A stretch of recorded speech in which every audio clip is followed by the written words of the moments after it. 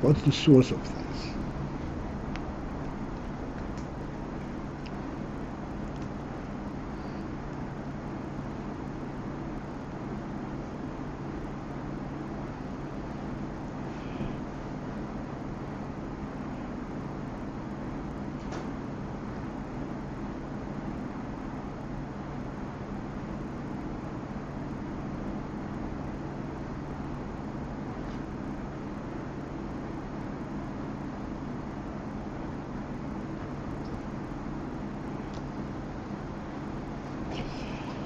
Alright, we're into Ois Yud Aleph now, page Chagim.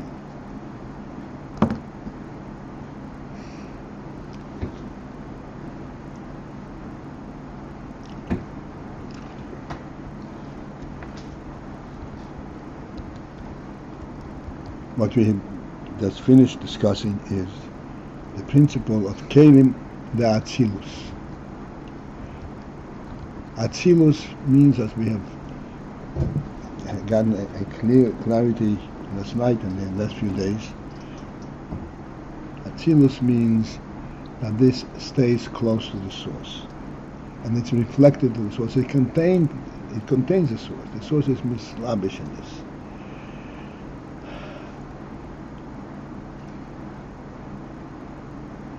And therefore the Kelim themselves, even the Kelim, are Ellul Mamash. Ellul Mamash means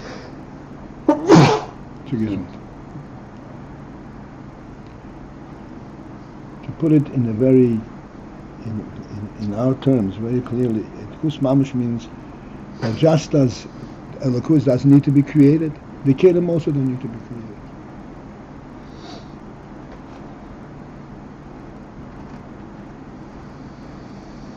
We represent the Ayin of the kingdom as they are contained in their source.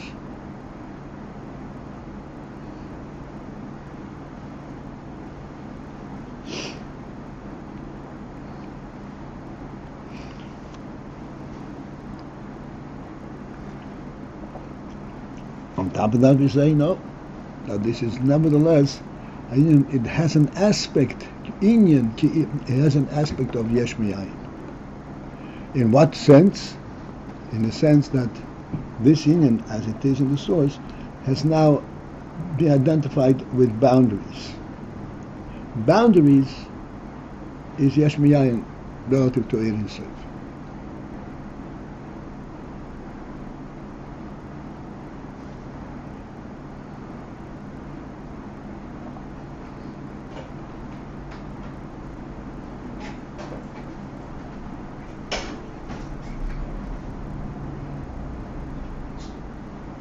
To illustrate the point, a human being will naturally not trample on a human being, not trample on anything.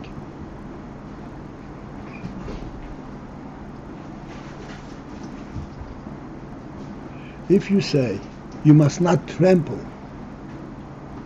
on the human being, you have identified a atzilus. Relative to the, why would he not trample? It's completely out of whack, out of question. It's contrary to his whole atzilus. But if you identify this you must not do, already you are creating some entity. Because you identify things with the boundaries. Although it emanates and it's drawn directly from its source. But you can ask the question, why? What happens if you do that? You say, oh no, it's wrong. All kinds of things come on to support the statement. If this statement has support, needs support, it's not the fundamental reality itself. Fundamental reality does not need support, and the whole question why doesn't apply.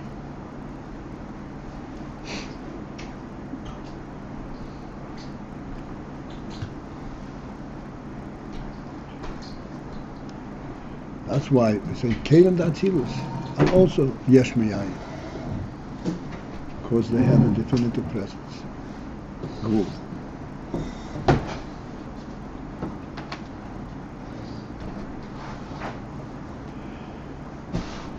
Okay, Ois Yud Aleph, Page Gimel.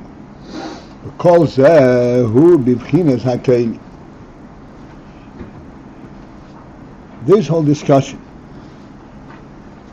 of pointing out that there is, so to speak, a dual presence, a dual inference in atzilus. That there is alakus mamash, and yet it is yesh me'ayin. It has an aspect of yesh me'ayin. This applies only to the bechinas of the kelim. The bechina of the kelim means the means by which the inyan is revealed. It's with a kelim.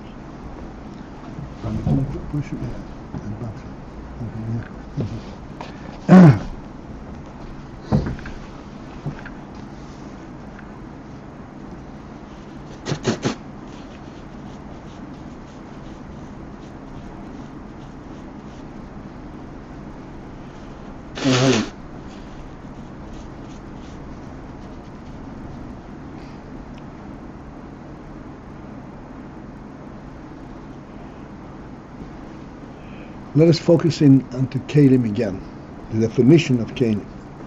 Bibchinas hakelim.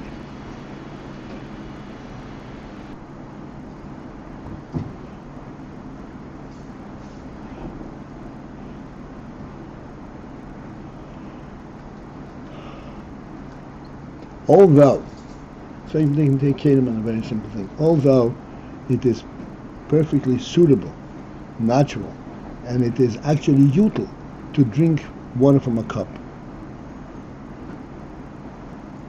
instead of bending down onto the faucet and drinking or picking up again from a cup. It is perfectly suitable. Yet we will not say that we're drinking water from a cup so that you will drink water from a cup. You know what I'm saying? You drink from a cup because you want to drink, not because you want to drink from a cup. The cup is a facilitator for what you want to do. Facilitated on the human level. But this is not what we are doing, drinking water from a cup. That is the definition of what we are doing. This is new for kelim. It is a facilitator in a manner that is totally suitable to what it facilitates, but it's still only a facilitator. You don't say you do that because of this facilitator. You don't eat so that you would use a spoon.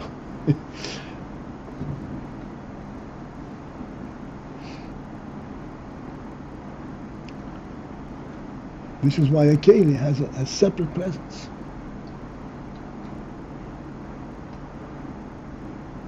It does not emanate directly from the purpose for which you're using it.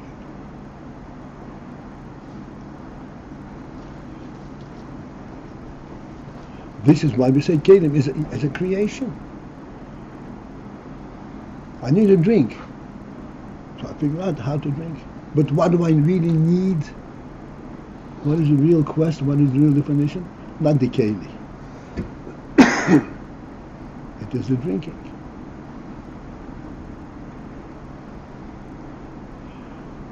Therefore, kelim has an extraneous element.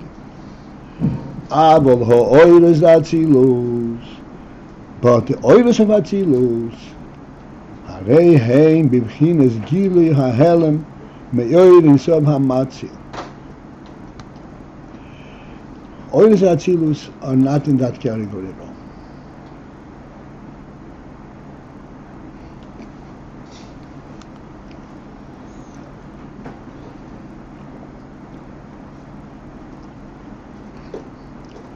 They have the quality of being gilui. It is a gilui, it is an expression, revelation. But what does it reveal? That which is behelem in Oir Ein Sof. Oir Ein Sof means the infinite life, undefined. Coming back to our example of drinking from a cup. Drinking from a cup is nobody said that we're drinking from a cup because we should drink from a cup. We want to drink. But drinking itself, one can say, oh, the reason I'm drinking is in order to satisfy the thirst of the body. Drinking, the Rebbe created the human being in a manner that he should have to drink. So that he would, because his purpose is to be in the physical world, which is part of his reality. And if to be in the physical world, you have to replenish the ingredients that maintain your presence. You have to breathe, you have to eat, you have to drink. So drinking is really part of this initial structure of the human being.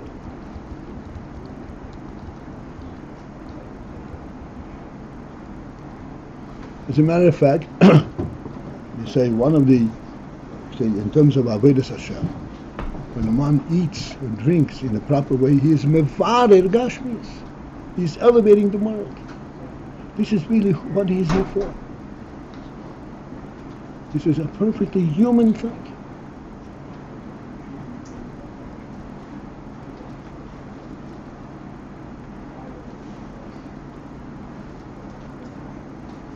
The first command Adam Rishon received from Hashem in Gan Eden was that you may eat, or you should eat, from all the fruit, the fruit from all the trees in the garden, except for one.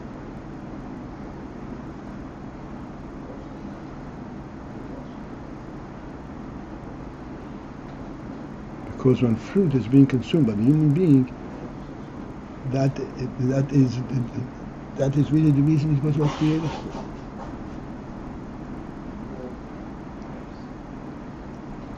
To bring a godly spirit into the physical world.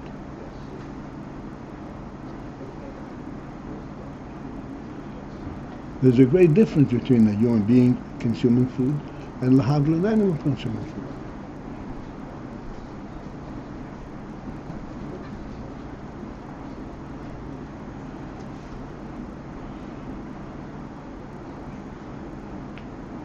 So even in our little mushal of drinking, the physical thing, there is that reality.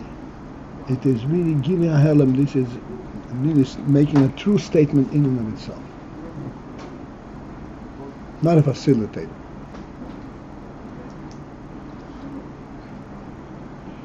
That's what it says. Even atzilus harim b'chinas gili, they qualify. They are in that realm of being called Gili HaHelem. The revelation of that which is concealed in Oir Ein Sof HaMatzah. Clearly it's a revelation. It is not the way it is contained in the Oir Ein Sof, but it is revealing the same that's contained in Oir Ein Sof in a revealed way.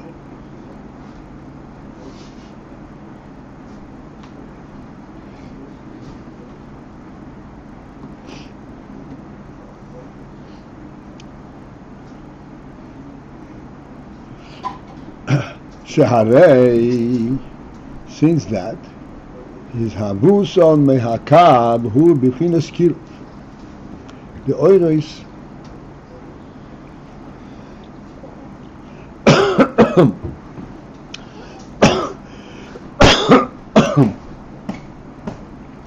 their creation from the cleave is in a kiruv manner. Again, the cleave means a line.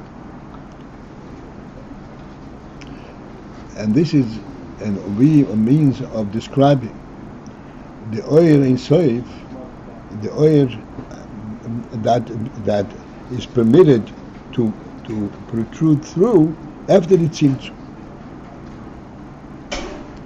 Essentially, as it is described, that in preparation for the creation, there was a tzimtzum ha'oyer. Tzimtzum means that the oil was gathered in, and instead of being everything and everywhere, it was retracted. And once it's retracted, then that made it possible to reveal the oil in a finite, in a focused manner. What's called a cleave, a line. And it's called oil dak, a thin line of light.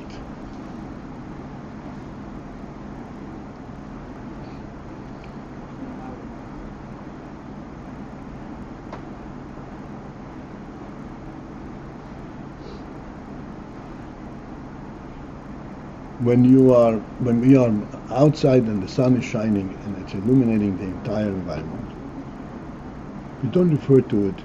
We are looking at the ray of the sun. This is the sun itself.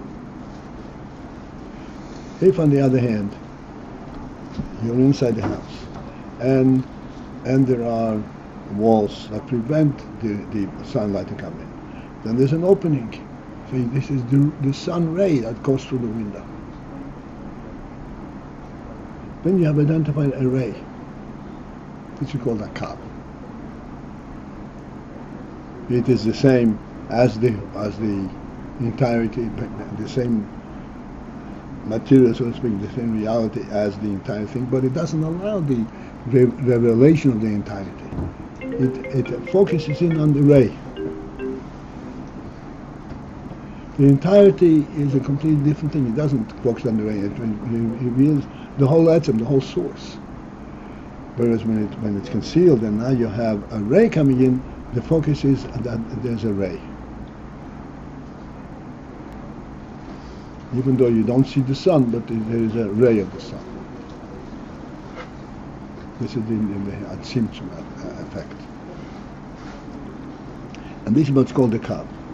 Now this cleave, although it is contained and limited, it's called a ray. But this ray is the exact reality of the whole of the Ayin Sof. This is totally reflective of sun in a contained and a limited manner. It is not a recreation of it. It is totally related, reflected to the sun. The sun illuminates the entire environment. You limit the reception or the spreading of that entire illumination. You're limiting the spreading of it, not the source. The source remains the same. If you do what, you're limiting it? If you limit its entry. So the cleave is manner the oil is so brought in a limited manner.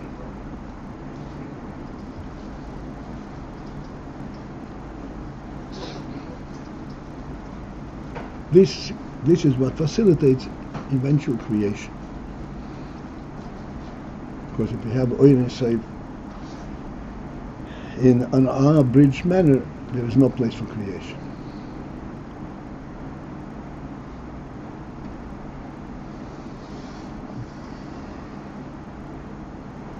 Because there, the union from creation requires the principle that there is a place where it is, a place where it is not. That's what creation means. But the Ayin Sof does not have this duality. Where it is, where it is not. It doesn't have where it is not, and it doesn't have where it is. Well, it's not because it is, because that's the reality itself. When it becomes in tzumtzum, then you can identify its presence. Like I say, when do you identify that this is a sun ray? When it comes through a small opening. But when you have the sun shining, this is not a ray. It's exactly the same ray as comes into the crack. Except here you identify the ray. There you speak of the sun. Here you speak about the ray.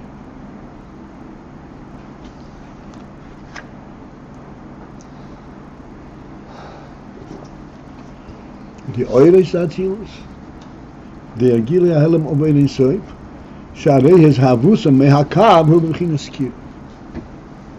Because their creation coming forth from the kav. The kav means, as you said, this is the ray.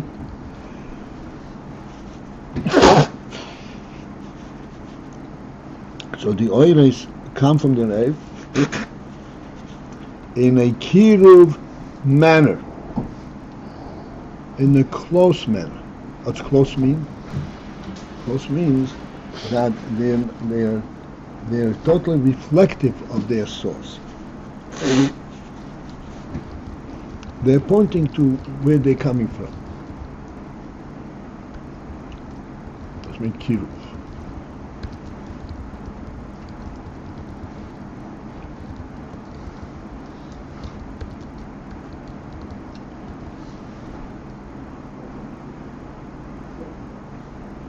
Shaharei ha'oyer kosher v'dovuk ba'erin sov ha'matzi.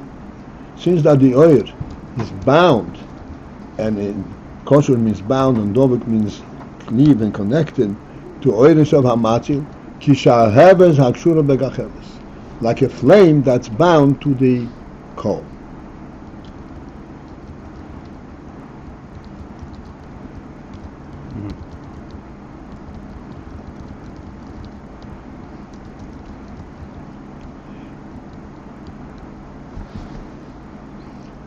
So this bechinas kiruv is of extreme significance.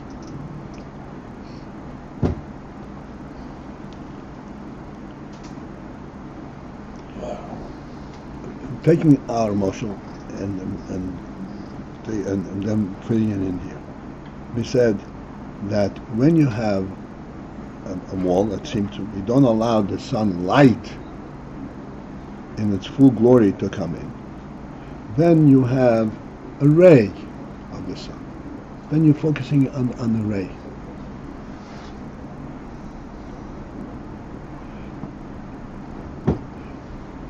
Even though you're focusing on a ray, but this ray is telling you that this is a ray of what? A ray of the sun. It's not a created entity. It's a continuous emanation from the sun.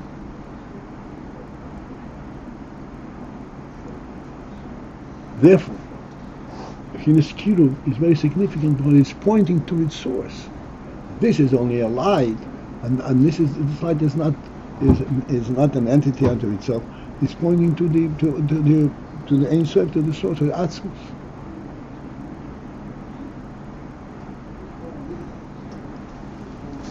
That is of tremendous significance.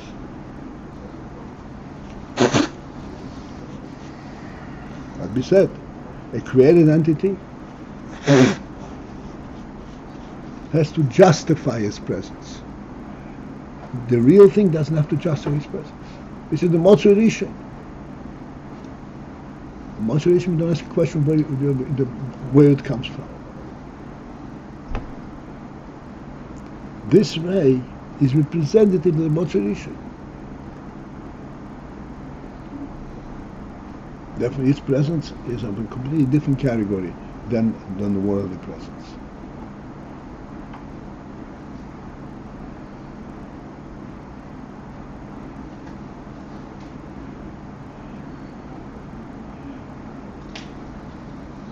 And this is the mashal that is given of Shahavas Akshura Begachelis.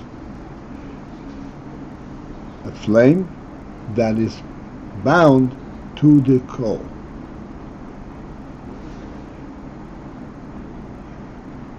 Why is the flame bound to the coal?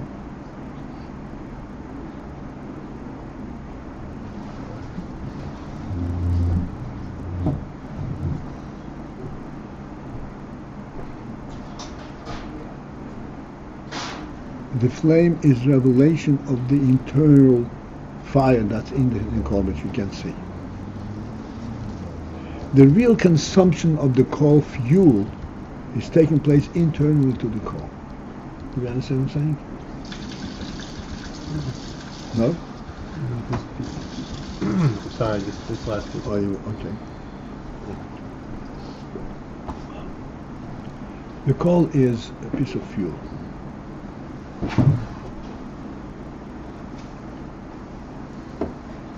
And when there's a flame, there's a coal that fuels this flame. The coal is not fueling the flame. The coal is fueling the fire that's internal to the flame, to the coal. It's a hot coal. The flame is an external emanation, external revelation of that.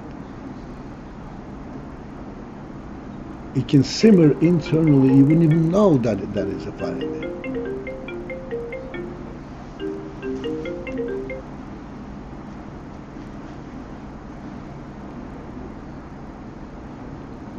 When the flame comes out, this is like oil, an external oil, a gilui of that fire. This gilui, it's a different kind of fire than what you have inside. Inside you just have a simmer of heat. Now you have a flame. But this flame, it seems like a separate thing, and it's not separate. It's a direct emanation of that heat, internal heat. It's completely bound up with it, and it's a representative of it. It tells you it's hot in there. The real heat is inside the coal.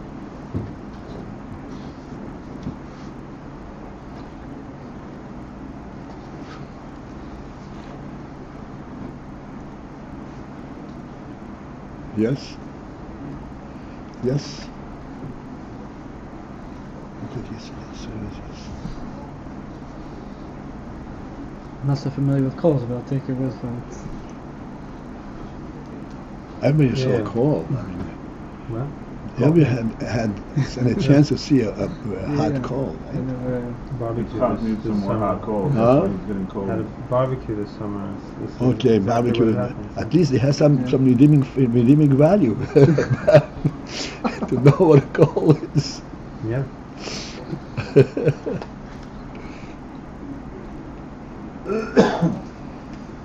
I lit the coals, and then there was a huge fire, and then it stopped. Not And I thought, it's not gonna be, it's nothing, you know. And my mother-in-law told me, no, just let it wait. You know, it's like, That's it. Let it simmer in. That's the real thing. Then it can hold on for hours. And this is the real consumption of the fuel. The big flame, this is excitement, a bit of excitement. And anytime you go over and you blow on it, you'll see the flame come out.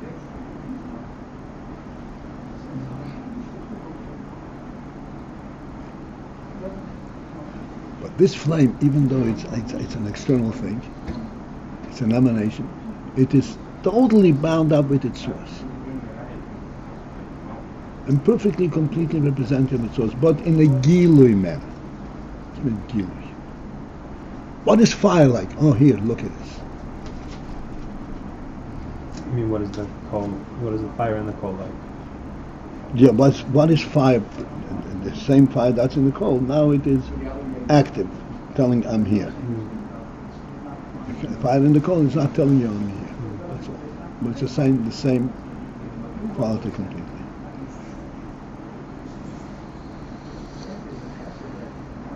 So that is not a separate creation at all. It's representative of the oil inside. Do you get the same thing when you see the red hot coal?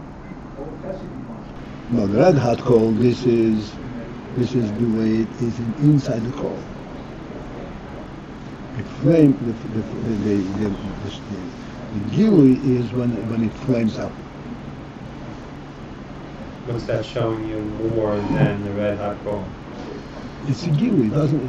This is called a gilui. On the contrary, red hot coal is the essence of the fire, and this is only the active part of the fire.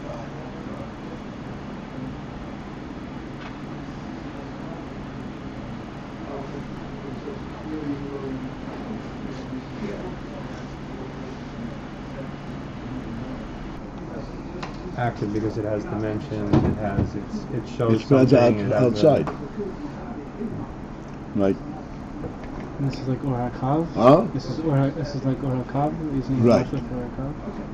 Right. Okay. This will be it for this morning.